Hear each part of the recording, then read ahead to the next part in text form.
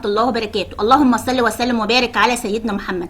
اهلا بيكم في قناة منوعات هالة الجندي. ان شاء الله الفيديو النهاردة يعجبكم. وجبة طعمها لذيذ ومغذية وفي نفس الوقت كمان اقتصادية، وهي عبارة عن 2.5 كوباية دقيق، 1.5 كوباية مية، طبعا من الكوباية اللي هي زي كده، اي كوباية تعايروا بيها كل المقادير، وكمان معلقة نشا ومعلقتين زيت وحوالي كيلو بطاطس.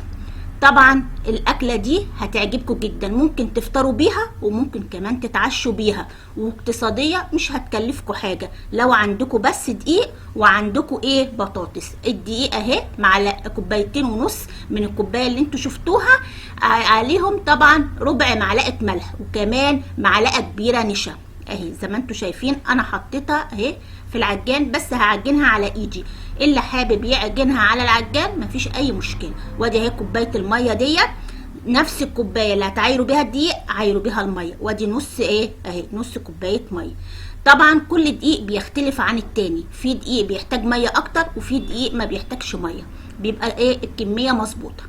فهو زي ما انتوا شايفين، لو لقيتوا العجينه طريه قد احط شويه دقيق، لو لقيتوها ناشفه حطوا ميه. زي ما انتوا شايفين اهي انا بقلبها، بس انا الدقيق بتاعي يا دوبك على قد المقادير اللي انا حطيتها بالظبط اهو. انا هدعكها بايدي اهي. طبعا انت عايزه تحطيها في العجان مفيش اي مشكله نهائي. هتعجنيها وهتعملي بيها فطار لاولادك، ممكن ياخدوه معاهم المدرسه. ممكن العيش دوت اللي انا هعمله، ممكن بدل ما تحطي فيه البطاطس ممكن تحطي فيه مثلا الشاورما، ممكن تحطي فيها فراخ بانيه، ممكن تحطي اي حشو عندك، مش شرط الحشو اللي انا حطيته، بس هتبقى مغذيه لاولادك ومش هتكلفك اي حاجه. يا دوبك هي 2.5 كوباية دقيق، وطبعا انت بتعملي الكميه حسب ما انت عايزه. طبعا بعد ما عجنتها انا دلوقتي اهي، دي ما بتبقاش فيها خميره ولا اي حاجه، انا بس هقطعها وهسيبها تستريح شويه اهو. زي ما انتوا شايفين انت بتقطعي بقى حسب ما انت عايزه بقى، يعني مش شرط انك تقطعي نفس التقطيع او نفس اللي انا بقطعه، انت قطعي زي ما انت عايزه بالظبط. انا بقطعها هلفها ادورها في ايديا وهحطها في صينيه فيها دي زي ما انتوا هتشوفوا دلوقتي حالا اهو. بصوا انا قطعتها اهي، بصوا انا بلفها اهي كده اهوت بايديا اهي، بكورها زي ما بيقولوا ادي جبت الصينيه فيها دقيق هحطها فيها وهعمل الكميه كلها اهي. بصوا اهي، وهتحطيها بقى تغطيها باي حاجه عندك، بس 10 دقايق ربع ساعه، مش اكتر من كده، لانها ما فيهاش خميره، ما فيهاش اي حاجه ممكن تخليها تقعد او تخمر اهي. هتعملي كل الكميه وتحطيها في الصينيه وتغطيها. الاكله دي بتبقى مغذيه جدا، وعلى فكره احلى حاجه انك تعملي اي حاجه ياكلوها ولادك بايديكي، لان انت عارفه ان في الشارع الحاجات ما بتبقاش مضمونه قوي، ما بتبقيش متاكده ان كانوا غاسلين ايديهم، الحاجات نضيفه كده. لكن لما بتعملي الحاجات في بيتك حتى لو حاجات بسيطه فبتبقى انت واثقه منها. ادي انا بجيب اهو، بعد طبعا انا كنت مقشره البطاطس قطعتها هسلقها اهي. انا بقطع الكميه، طبعا انت البطاطس حطي الكميه اللي انت عايزاها، مش شرط تحطي كيلو زي ما انا حطيت، انت ممكن تحطي مثلا نص بتاع على حسب عدد الافراد اللي موجودين عندك انا بقطعهم. ده بتسهل عليها انها تستوي البطاطس بسرعه جدا. بتحطيها عليها طبعا عليها شويه ميه وتحطيها على النار اهي زي ما انتوا شايفين. انا حطيت عليها ميه وسبتها تتسلق. اكون انا كمان عملت العيش اهو وفردته، وكمان حطيته في صينيه الكريب اهي. طبعا انت هتحطي شويه دقيق من تحت وشويه دقيق من فوق، وهتفرديها فرده كويس، او الفرده اللي انت عايزاها، مش شرط ممكن يعني تعمليها اكبر شويه، تعمليها اصغر شويه زي ما انت. اهم حاجه السمك بتاعها ما يبقاش تخين قوي اهو زي ما انت شايفه كده اهو بصوا اهي. تفرديها كده اهوت وتحطيها طبعا في الصينيه. لو حطيتي صينيه تيفال او صينيه الكريب مش هتبقى محتاجه اصلا انك تحطي اي ماده دهنيه بصوا اهي. طبعا تعمليها بالخشابة او بالخشابة اللي في ايديا ديت، على فكرة موجودة بقى في اي مكان اهي زي ما انتوا شايفين. انا فرداها علشان تبقى سمكها رفيع، ما تبقاش سمكها تخين. على فكرة في اكلات كتيرة جدا ممكن تعمليها بتسهل عليكي الوقت، بتسهل عليكي الحاجات. على فكرة انا كمان عملت تفريزات رمضان، وانتوا في منها انا حطيتها على القناة، وان شاء الله هنعمل تفريزات حاجات تانية كتير جدا هتسهل عليكي الحياة في رمضان. طبعا لان شهر رمضان الكريم ربنا يا رب يعود علينا كلنا بالخير والبركة.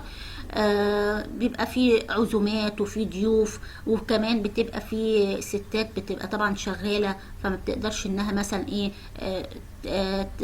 تعمل شغل البيت والعزومات على طول. فبالتالي لما تبقى عندها تفريزات وعاملاها في التلاجة بتسهل عليها الموضوع. بتيجي مثلا تخلص حاجتها اوام اوام، بتبقى خلاص الاكل التفريزات اللي بتعملها بتبقى على الاقل بتبقى نص سوا، يعني تسويتها بتاخدها بسرعة جدا. فبالتالي ما بتبقاش مثلا ايه مشحونة، بتبقى ايه الحياة سهلة بالنسبة لها شوية. فعشان كده باذن الله ان شاء الله ان شاء الله هنعمل كمان سحور رمضان، حاجات حلوه جدا هتعملوها بطريقه سهله وبسيطه، وان شاء الله ان شاء الله هتبقى ايه الفيديوهات دي هتعجبكم جامد جدا. بس اتمنى يا رب انكم تتفرجوا على الفيديوهات للاخر، واتمنى انكم تحطوا لايكات كتير جدا علشان ناس كتير تتفرج عليه وتشوفوا ويستفادوا منه. كمان اللي ما اشتركش في القناة يشترك في القناة ويعمل كمان لايكات كتير. زي ما انتوا شايفين اهوت، انا اهي حطيت العيش اهو، بصوا بيتنفخ، بس انا بحاول ان انا ايه انزله تاني، لان انا مش عايزاه منفوخ قوي، لان انا مش هحشيه من جوه، انا هحطه من بره اهو. بصوا زي ما انتوا شايفين اهو، سهله جدا انك تعمليه بشويه دقيق وشويه ميه، مفيش اي مشكله. ما حطيناش اي حاجه، ولا حطينا بيكنج باودر ولا حطينا خميره، هو بيتنفخ سبحان الله كويس جدا. انا عملت لكم واحده تانية عشان تعرفوا برضو ايه، فردت لكم واحده تانية اهو. قلت بالمره ان انا ايه اعملها لكم مره تانية عشان تشوفوها انا عملتها ازاي اهي. ما بتاخدش وقت اصلا، العجينه ديت هي 10 دقايق بس بتريحيها، ما بتحطيش فيها اي حاجه اهو. اهي زي ما انت شايفاه بتفرديها اهي، حلوه جدا بالخشابه دي، على فكره حلوه جدا بتريحني. انا عندي برضو اللي هي الخشابه الطويله، بس بصراحه دي اكتر واحده بتريحني، بقدر ان انا ايه امسكها كويس وافرد بيها العجينه حلو اهي زي ما انتوا شايفينها اهي اهي. بصوا بص حطيناها اهي. دي الطاسه بتاع الكريب، اللي ما عندوش طاسه الكريب ممكن الطاسه التيفال عشان ما فيش حاجه تلزق. ادي انا كمان اللي ايه البطاطس بعد ما بردت وهرستها، حطيت طبعا ملح، حطينا اهوت فلفل اسود، حطينا كمون. انت ممكن تحطي البهارات اللي انت عايزاها اهي، حطي اي حاجه انت بتحبيها. كل واحد بيحط البهارات حسب مزاجه. دي طبعا شوية جبنة رومي كانت موجودة عندي بشرتها، حطيت. انت بتحطي الحشو اللي انت عايزاه. حطينا طبعا فلفل، حطينا طماطم، حطينا بقدونس، حطيت كمان بيضة واحدة، وقلبتهم كويس جدا اهو زي ما انتوا شايفين. ده هنحطه في ايه الحشو، وهنوريكم بقى انه هيتحط بجد اكله مغذيه جدا. مش انت هتاخدي بس واحد شندوتش واحد منه، ومش هتحتاجي انك ايه تعملي شندوتشات تانية او هتاكلي حاجه تانية. فبالتالي هتبقى مغذيه للاولاد، وفي نفس الوقت هتبقى كمان طعمه جدا، مغذيه وطعمه، وفيها كمان فيتامينات وحاجات حلوه جدا للاولاد، لان احنا حاطين فيها الخضروات اللي هي البقدونس اهي. بصوا زي ما انتوا شايفين انا عملتها زي الكريب بالظبط اهي، سمبوكسه.